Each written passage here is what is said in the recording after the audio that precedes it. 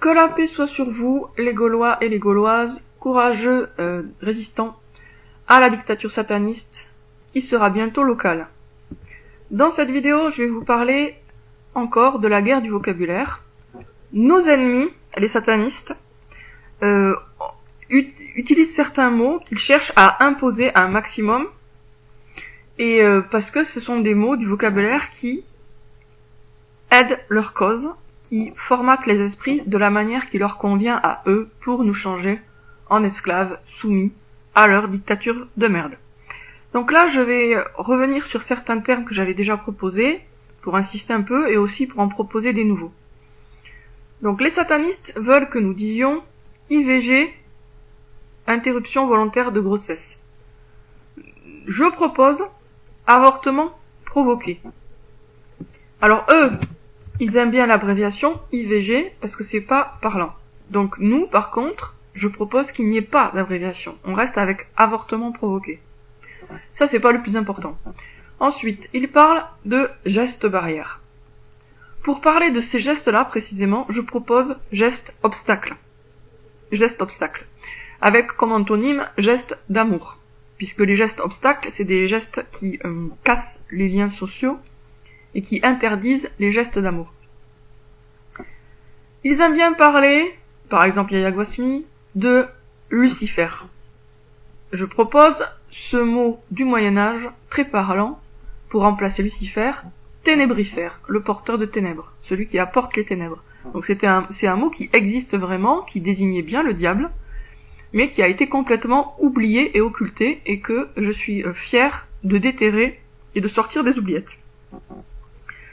Eux parlent de nouvel ordre mondial, NOM. Je propose, et vous le savez, dictature sataniste ou encore dictature sataniste bientôt locale. DS ou DSL. Donc dictature sataniste, DS ou dictature sataniste bientôt locale, DSL. Bon là pour le coup c'est pas mal d'avoir une abréviation parce que c'est un peu long. Eux parlent de vaccin. Alors on pourrait rester avec vaccin. Je propose toutefois qu'on essaye d'utiliser le mot malsain. Bon, c'est une espèce de jeu de mots, ça ressemble à vaccin, et puis ça fait ressortir le côté toxique. Bien sûr, le problème c'est que c'est pas très clair, le malsain, mais bon, en contexte, peut-être ça passerait, donc voilà, c'est une proposition. Est-ce qu'on peut pas, de temps en temps, essayer de remplacer vaccin par malsain? Ensuite, il parle de théorie du complot. Je propose, à la place, connaissance du complot, étude du complot, dévoilement du complot. Ils parlent, et ils veulent que nous parlions, d'intelligence artificielle. Alors qu'en fait, l'intelligence artificielle est bête, donc elle n'est pas intelligente. Pour parler de ça, revenons à la base, informatique, programme informatique, robot. Tout ça, ça dépendra des contextes, mais je pense qu'il est important, vraiment, de ne pas utiliser intelligence artificielle, sauf si on le met entre guillemets, en disant la pseudo-intelligence artificielle.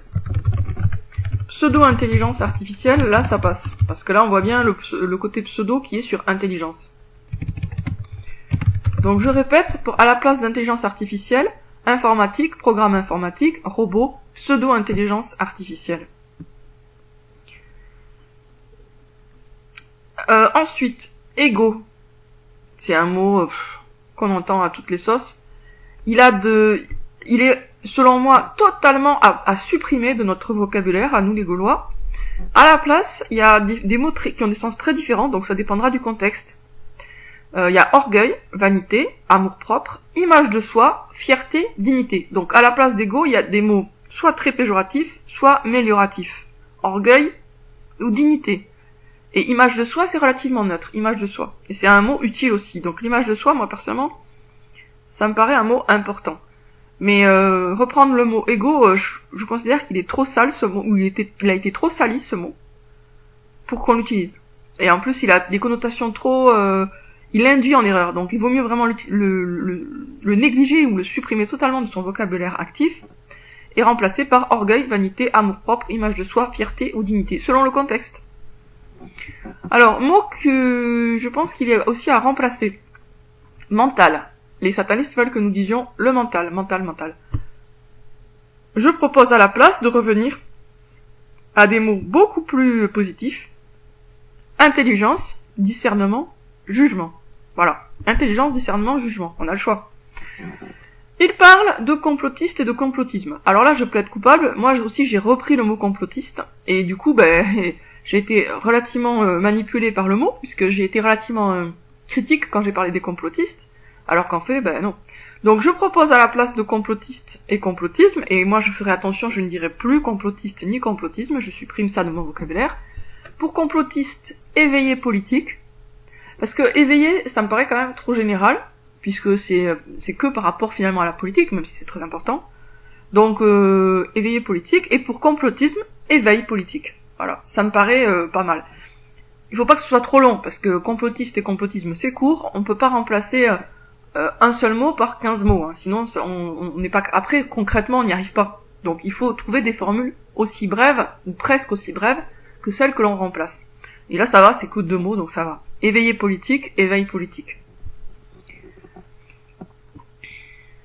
Alors, pour consentement, le mot en lui-même, il a un sens bien clair, mais je pense qu'il est important, au lieu de dire par exemple refuser son consentement, de dire refuser, parce que si vous mettez consentement, vous focalisez encore votre esprit sur l'acceptation de ce que eux veulent.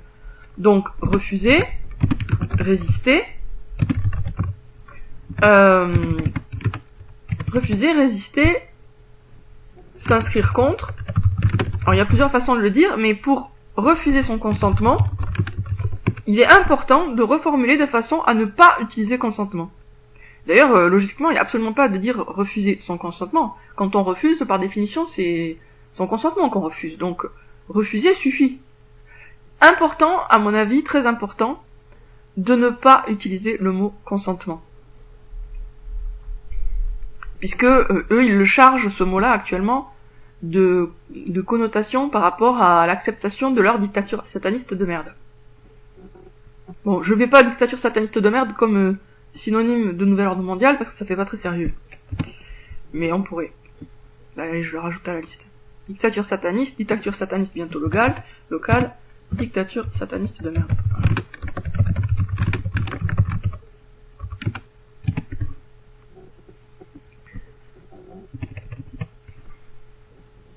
Voilà.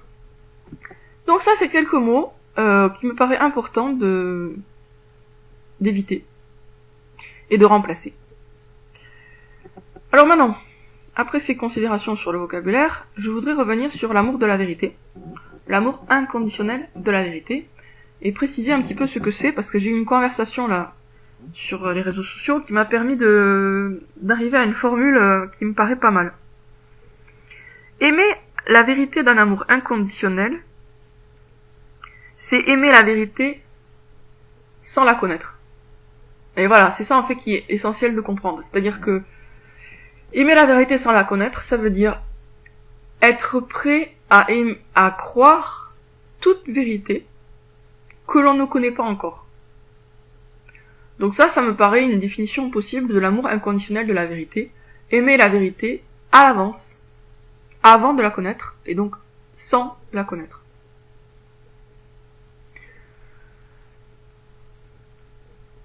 Voilà. Je vais juste répéter ce que je viens de dire, parce que ça me paraît important. Aimer la vérité d'un amour inconditionnel, c'est aimer la vérité à l'avance, sans la connaître encore.